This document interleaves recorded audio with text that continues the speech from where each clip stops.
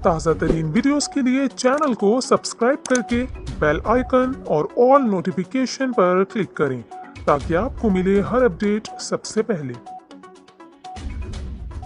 बिस्मिल्लाहिर्रहमानिर्रहीम, अस्सलाम वालेकुम। हर साल की तरह अगस्त के महीने में इस साल भी 11 और 13 तारीख के दरमियान शहाब साकिब का पाकिस्तान समेत दुनिया भर अपनी आंखों से नज़ारा कर सकते हैं। आपको किसी भी टेलीस्कोप की ज़रूरत नहीं पड़ेगी।